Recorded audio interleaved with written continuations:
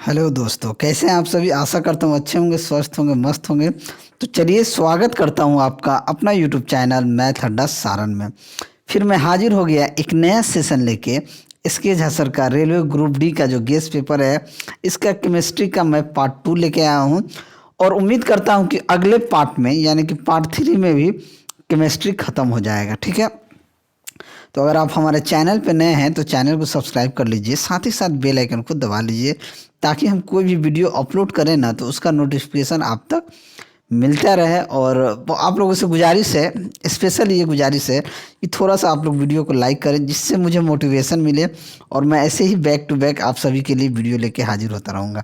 ये प्लीज़ आप लोगों से ये रिक्वेस्ट है, थोड़ा सा अच्छा लगता है लाइक देखने में। ठीक है, छोटा यूट्यूबर है, बस छोटा भाई या बड़ा भाई समझ के वीडियो को लाइक ज़रूर कर दीजिएगा। चलिए उतना मैं टाइम पास नहीं करूँगा, सीधे अपना क्वेश्चन करते हैं। 52 तक मैंने सुबह में कर लिया था, ये 53 क्वेश्चन देखते हैं। 53 से सभी एसिड के लिए आम तत्व होते हैं। सभी एसिड के लिए आम तत्व हैं। तत्व कौन? Bromine, chlorine, iodine, hydrogen. तो हाइड्रोजन क्या होता है? सभी एसिड के लिए तत्व होता है। तो हाइड्रोजन सभी एसिड के लिए तत्व होता है। तो ऑप्शन डी क्या हो जाएगा? आपका सही आंसर हो जाएगा। और हाइड्रोजन की खोज की बात की जाए तो 1766 ईस्वी में हेनरी कैवेंडिश ने की थी। ठीक है, और हाइड्रोजन का पेरोक्साइड की संरचना एक खुली हुई पुस्तक की तरह होती है। और मानव शरीर में आयोडीन की कमी से थायराइड ग्रंथियां क्या हो जाती हैं? बढ़ जाती हैं। और क्लोरीन गैस जो होता है चूने के साथ प्रतिक्रिया कर कर ब्लीचिंग पाउडर का निर्माण करता है। चलिए क्वेश्चन नंबर 54 देखते हैं। डैश सोना को घोल सकता है। क्या है जो सोना को घोल सकता है?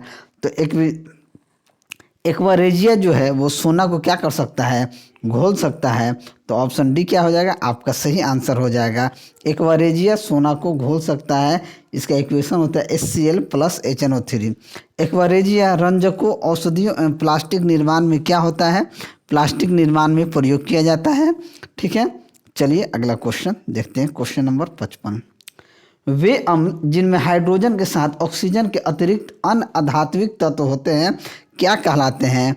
तो हाइड्रोसिड्स एनॉक्सी अम्ल कहलाते हैं। तो ऑप्शन सी क्या हो जाएगा? आपका सही आंसर हो जाएगा। ऑक्सी अम्ल क्या होता है? वे अम्ल जिनमें हाइड्रोजन परमाणु से एक ऑक्सीजन संयुक्त रहता है उन्हें ऑक्सी अम्ल कहा जाता है। ठीक है, चलिए नेक्स्ट अगला क्वेश्चन देखते हैं कि निम्न में से कौन सा ऑक्साइड अम्लीय नहीं होता है? अम्लीय कौन नहीं होता है? तो कार्बन मोनोऑक्साइड जो होता है ये अम्लीय नहीं होता है। तो ऑप्शन सी क्या हो जाएगा? ऑप्शन ए क्या हो जाएगा? आपका सही आंसर हो जाएगा। नेक्स्ट, निम्नलिखित में से कौन सा प्राकृतिक में क्षारीय नहीं है? तो सोडियम हाइड्रॉक्स जो होता है, सोडियम हाइड्रोक्साइड जो होता है ये क्या होता है? प्राकृतिक में क्षारीय नहीं होता है। तो ऑप्शन डी क्या हो जाएगा? आपका सही आंसर हो जाएगा। सोडियम हाइड्रोक्साइड का उपयोग उद्योग में किया जाता है सबसे ज़्यादा। ठीक है, और सोडियम हाइड्रोक्साइड संक्षारक होता है। क्या होता है? संक्षारक होता है। नेक्स्ट, निम्न में क्षार के गुणों के संबंध में कौन सा कथन गलत है? क्षार के संबंध में कौन सा कथन गलत है? नीले लिटमस को लाल में बदल देता है। क्षार में कड़वा स्वाद होता है। क्षार छूने में मुलायम होता है। क्षार विलयन में बिजली संचालित कर ले यानी कि वे इलेक्ट्रोलेट होता है, यानी गलत है। तो नीले लिटमस को क्या करता है? लाल में बदल देता है, यही गलत है। तो ऑप्शन ए क्या हो जाएगा? आपका सही आंसर हो जाएगा। ठीक है, क्षार जो होता है क्या नाम है? क्षार जो होता है लाल लिटमस को क्या कर देता है? नीला कर देता है। क्षार जो है लाल लिटमस को नीला करता है, नीले लिटमस को लाल नहीं करता है, लाल लिटमस को नीला कर देता है। ठीक है, चलिए अगला क्वेश्चन देखते हैं। खाने का नमक NaCl किससे बना होता है? तो खाने का नमक NaCl जो है ये आपका एक मजबूत अम्ल और एक मजबूत क्षार का बना होता है। एक मजबूत अम्ल और एक मजबूत क्षार का बना होता है। तो ऑप्शन ए क्या हो जाएगा? आपका सही आंसर हो जाएगा। ठीक है, अगला क्वेश्चन देखते हैं कि निम्न में से कौन सा घोल इन सभी में सबसे अम्लीय है? pH मान 0 वाला घोल, pH मान 1 वाला घोल, या pH मान 6 वाला घोल, या pH मान 7 वाला घोल, यानी कौन सा सबसे अम्लीय है? देखिए pH का मान 0 वाला घोल सबसे अम्लीय होता है। क्या होता है, जिसका पीएच का मान 0 होता है वो क्या होता है, सबसे अम्लीय होता है। तो ऑप्शन ए क्या हो जाएगा, आपका सही आंसर हो जाएगा। पीएच क्या होता है, एक संख्यात्मक मापक होता है। यह किसी बिलियन के 1 लीटर में उपस्थित ग्राम हाइड्रोजन आयन का सांद्रण के व्युत्क्रम का क्या होता है, लघु गणक होता है। जिन विलयनों के पीएच का मान 7 से कम होता है वो क्या होते हैं, अम्लीय होते हैं। और पीएच का मूल उपयोग अल्कोहल, शुगर, पेपर आदि के उद्योग में होता है। ठीक है, चलिए नेक्स्ट। नींबू के रस का पीएच मान कितना होता है, तो नींबू के रस का पीएच का मान जो होता है ये 2.2 होता है। तो ऑप्शन बी क्या हो जाएगा, आपका सही आंसर हो जाएगा। चलिए अगला क्वेश्चन। निम्नलिखित में से कौन सा मिलान सही नहीं है, जो मिलान है ये सही नहीं है। रक्त के पीएच 7.4, शुद्ध जल की पीएच 7.5, सिरके की पीएच 2.2, दूध की पीएच 6.6, यानी कौन सा सही नहीं है। रक्त का पीएच कितना होता है, 7.4 होता है, ये तो मिलान सही नहीं है। सही नहीं है, गलत को बताना, ये तो सही है। शुद्ध जल का कितना होता है, 7.5, शुद्ध जल का पीएच 7.5 दे रहा है, जो कि ये गलत है। शुद्ध जल का पीएच 7.5 नहीं होता है, तो ये गलत है। सिरके का 2.2 होता है और दूध का 6.6 होता है। तो सही नहीं है मिलान किसका, तो ऑप्शन बी ही आपका सही आंसर हो जाएगा। ठीक है, चलिए अगला क्वेश्चन देखते हैं।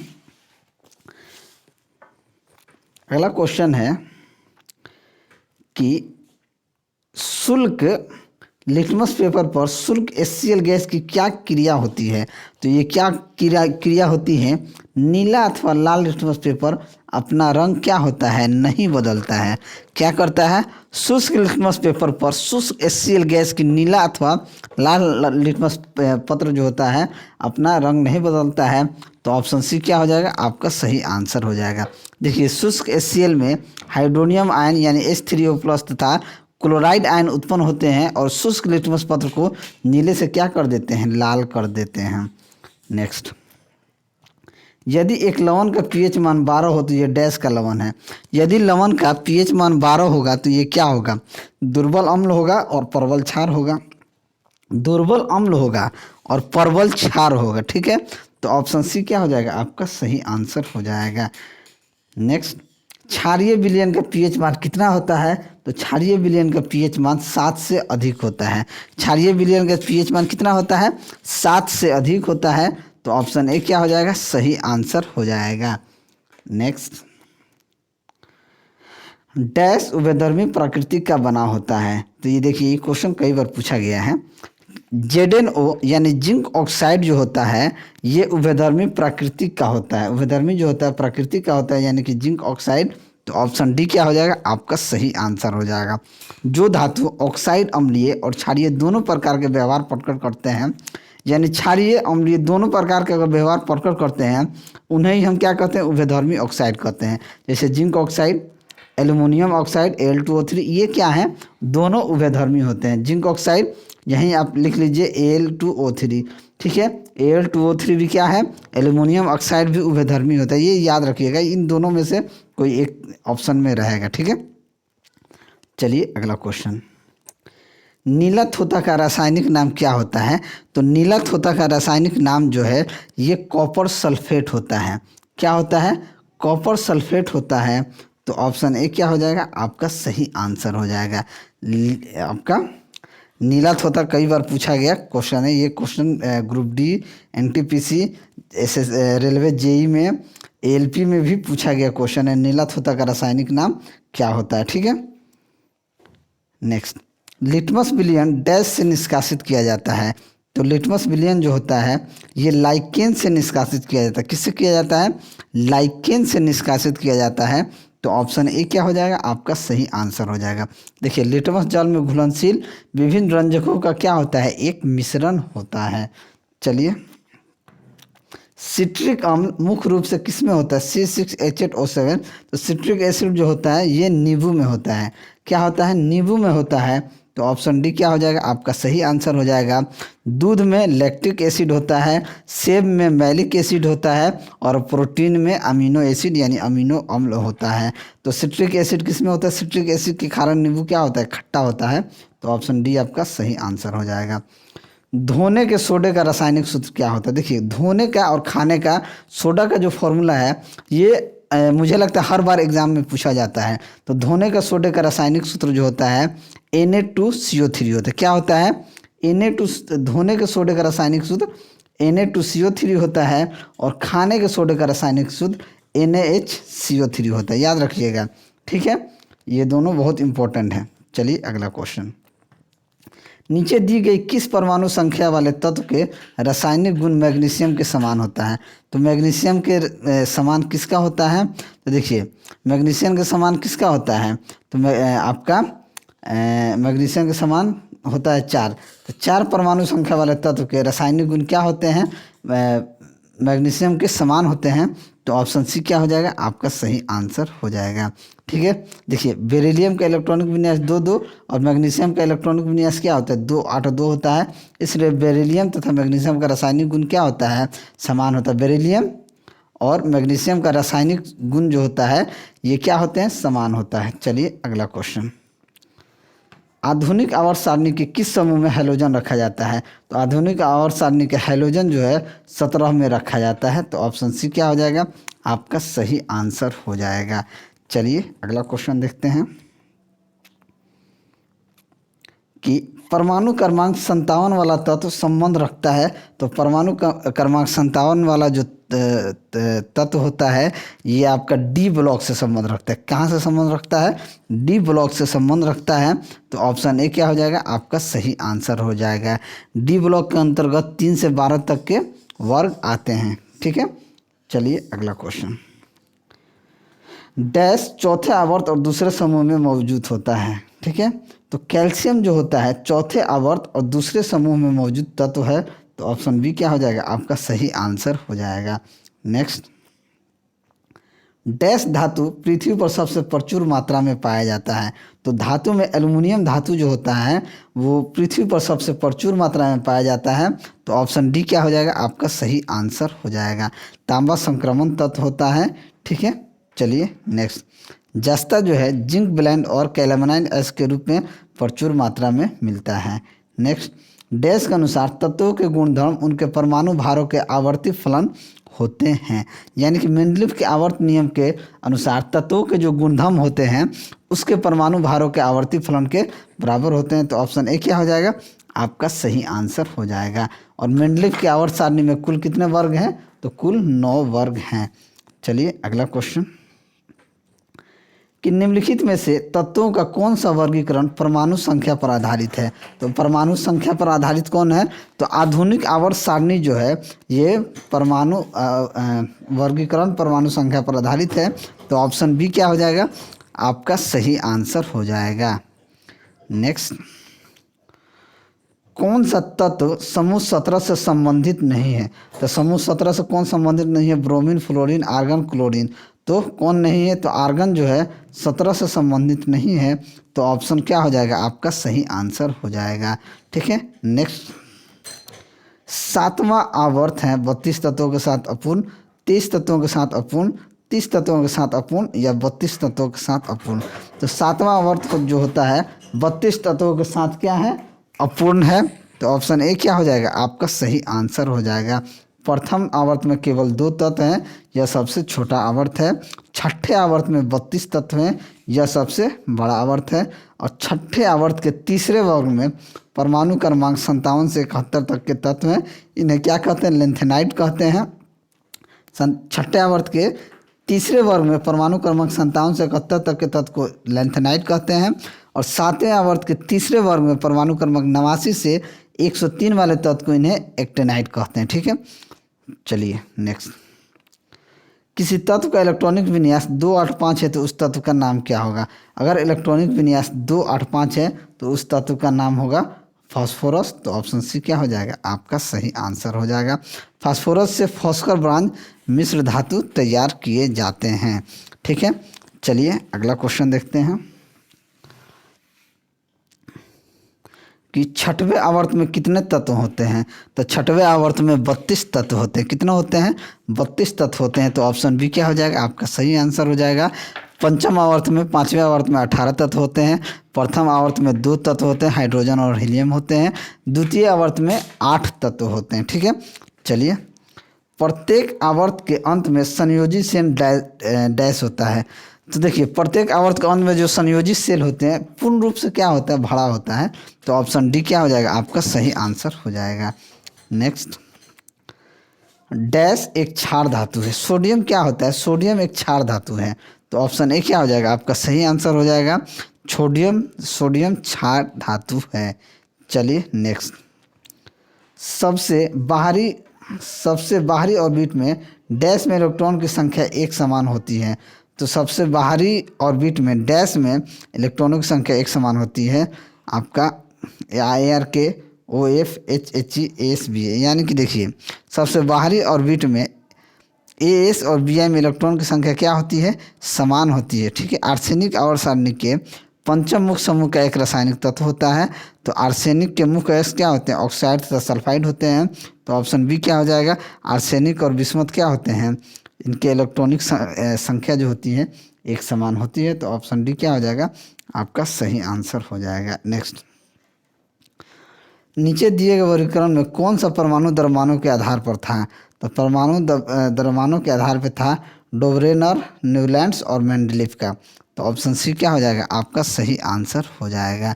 ठीक है, मेंडलीफ का आवर्त नियम के अनुसार तत्वों के भौतिक तथा रासायनिक गुण उनके परमाणु भार के आवर्त फलन होते हैं। ठीक है, नेक्स्ट, हैलोजन में डैश होता है। तो हैलोजन में 2 गैस, 1 तरल और 2 ठोस होते हैं। क्या होते हैं, हैलोजन में 2 गैस, 1 तरल और 2 ठोस होता है। तो ऑप्शन सी क्या हो जाएगा, आपका सही आंसर हो जाएगा। हैलोजन सदस्यों को आवर्त सारणी के वर्ग 17 में रखा गया है और हैलोजन धातुओं के साथ संयोग कर लवण उत्पन्न करते हैं। ठीक है, एक तत्व का इलेक्ट्रॉनिक विन्यास 286 है, यह डैश से संबंधित है। अगर 286 है तो यह समूह 16 और आवर्त 3 से संबंधित है। तो ऑप्शन डी क्या हो जाएगा, आपका सही आंसर हो जाएगा। सल्फर शब्द की उत्पत्ति संस्कृत शब्द सुलवरी से हुई है। ठीक है, चलिए नेक्स्ट, आधुनिक आवर्त सारणी में डैश अंतिम उपधातु होता है। तो आधुनिक आवर्त सारणी में पोलिनियम जो होता है ये अंतिम उपधातु होता है। तो ऑप्शन सी क्या हो जाएगा, आपका सही आंसर हो जाएगा। पोलिनियम जो होता है प्रकृति में पाए जाने वाला एक दुर्लभ एवं अत्यधिक रेडियो एक्टिव रासायनिक तत्व होता है। चलिए अगला क्वेश्चन, डैश सबसे अधिक तन्य धातु होता है। कौन सबसे अधिक तन्य धातु होता है, तो एरम सबसे अधिक तन्य धातु होता है। तो ऑप्शन डी क्या हो जाएगा, आपका सही आंसर हो जाएगा। स्वर्ण लेपन में पोटेशियम और एसिनाइड का प्रयोग विद्युत अवघट के रूप में होता है। ठीक है, चलिए, एक्टिनाइडों की परमाणुविक संख्या डैश होती है। तो एक्टिनाइडों की परमाणुविक संख्या जो होती है ये 90 से 103 के बीच होती है। तो ऑप्शन डी क्या हो जाएगा, आपका सही आंसर हो जाएगा। और रेडियो सक्रिय तत्व को लेंथेनाइट श्रेणी में रखा गया है और एक्टिनाइड श्रेणी में 14 तत्व पाए जाते हैं। एक्टिनाइड का तत्व एक्टिनियम के बाद प्रारंभ होते हैं, इसलिए इन्हें एक्टिनाइड तत्व या एक्टिनॉन भी कहा जाता है। निम्न में से कौन सा कथन गलत है, कौन सा कथन गलत, अधातुएं धनायन बनाती हैं, अधातुएं ऋणायन बनाती हैं, अधातुएं विद्युत की कुचालक होती हैं, अधातुएं अम्लीय ऑक्साइड बनाती हैं। तो अधातुएं जो होती हैं धनायन बनाती हैं, ये क्या है, कथन गलत है।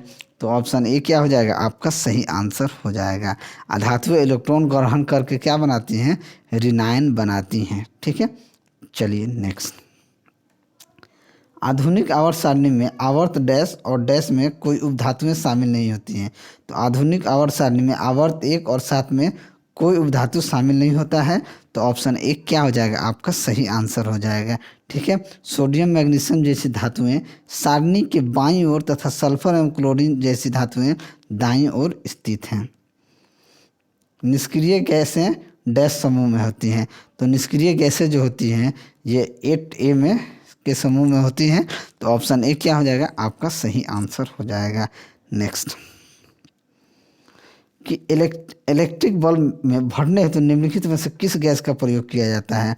तो इलेक्ट्रिक बल्ब में भरने हेतु आर्गन और नाइट्रोजन गैस का उपयोग किया जाता है।